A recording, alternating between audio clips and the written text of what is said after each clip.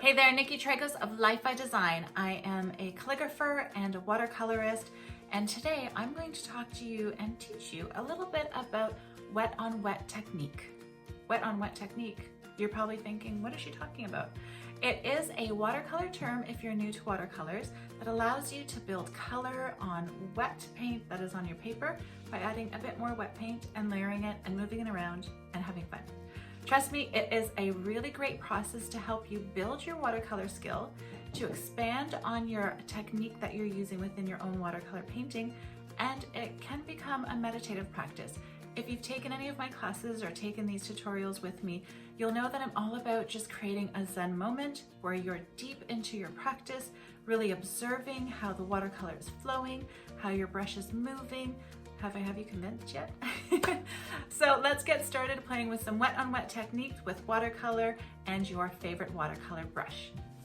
Okay, so we're gonna work on wet technique. I want you to think about painting a flower and painting the petal of a flower. So I'm gonna make sure I have a lot of water on my brush. I have a lot of paint on that brush. And I'm gonna go ahead and start building out what the flower would look like.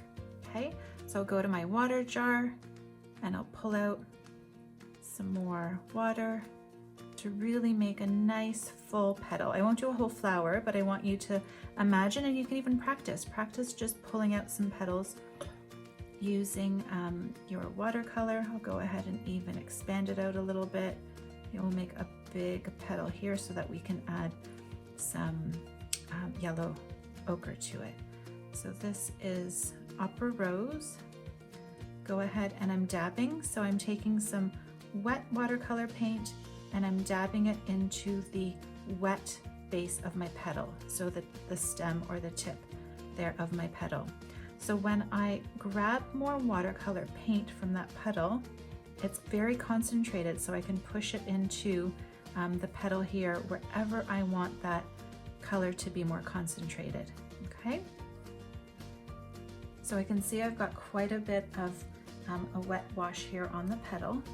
I'll go ahead and remove a tiny bit just because I don't want it to be that wet. I can even move that wet puddle around. Go ahead and clean off my brush.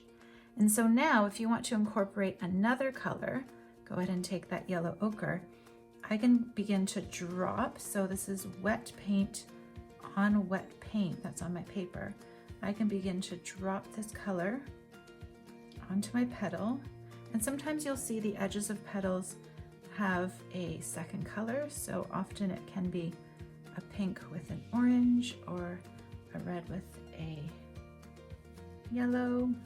So what we want to do is incorporate a little bit of interest by adding my wet stroke. So I'm pushing around the paint that I have on my brush into the already wet page, okay? The already wet stroke that I have on my page. So let's let that dry a little bit so we can see what it looks like.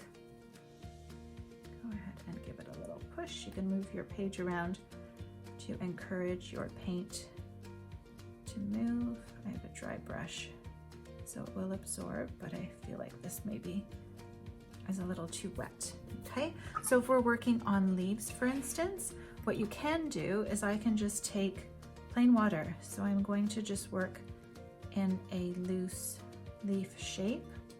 Take some of my green here, and with my wet paint, I can encourage it to flow on that wet brush stroke. If I wanted to change colors, again, I'm taking wet paint and just dabbing this wet stroke. The beauty with watercolor is it won't go beyond the edge of your wet stroke. So you don't have to worry about it changing the shape or the structure of your stroke because it will just flow wherever there's water. So I can even push this wet on wet so that it can start to incorporate. I dried off my brush because I have more than enough water in the stroke. I wanted to add a little bit more green and encourage that green to really flow into the yellow. I can do that quite easily and then even alter the shape of the leaf slightly. I love leaving just negative space there. but you can do that quite easily. Okay, so that's wet on wet using just clean water on your page and then dropping in some more pigment. Okay, so we can go ahead and add a little bit more yellow if we choose. Again, I feel like there's a lot of water here, so let's go ahead and move it around. So if you're practicing wet on wet, you'll probably see that some artists will show you to do that in a wash or a large stroke. Go ahead and practice your leaves and your petal shape so that you can play around with, again, creating that muscle memory and practice. I'm gonna go back to this petal here, and if I want to change the intensity of that yellow ochre and increase it, what I can do is, as it's starting to dry, there's still wet portions on that leaf, and you can see just how it moved and flowed into one another, okay? So you can continue to add to it. I'll do the same to this leaf here as it dries. Let's do one more example. What should we do here? Let's do a really nice, let's get rid of that using a clean part of my paper towel. Let's do a really just intuitive, and work just intuitively and do almost like a bud shape. So I'm just laying water down. I have a little bit of an idea of what it looks like, but I'll go ahead and start from the top and just dropping. You can see how beautiful that just bleeds.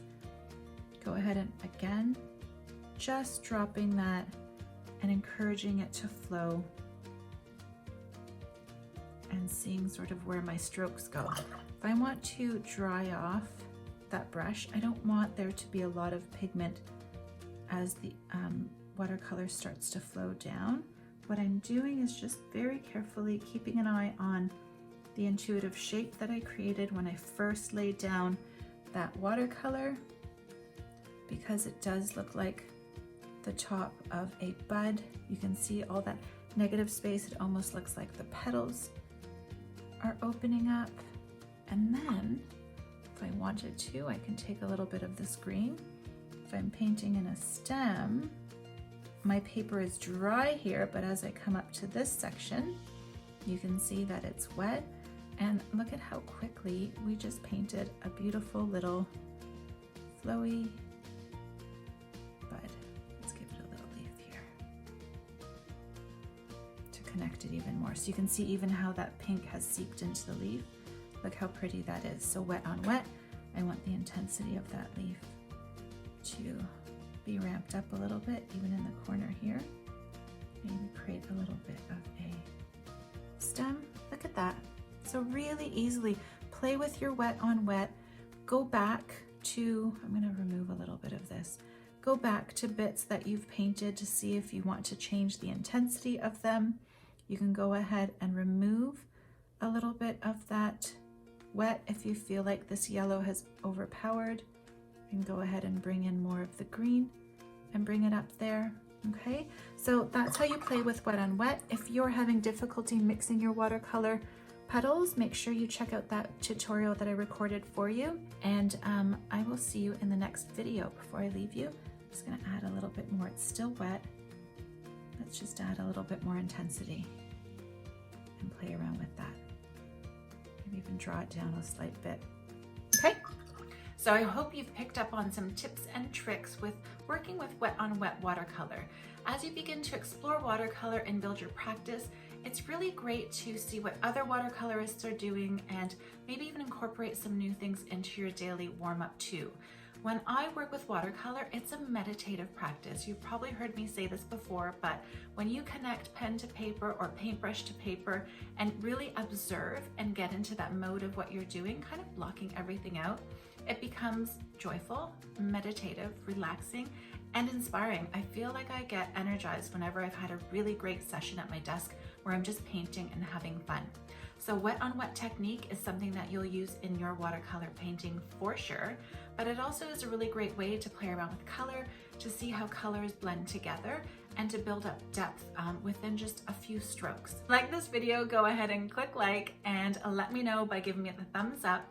Also, if you have any questions about it, or maybe have picked up a few tips and techniques that you've enjoyed from this tutorial, also let me know in the comments below.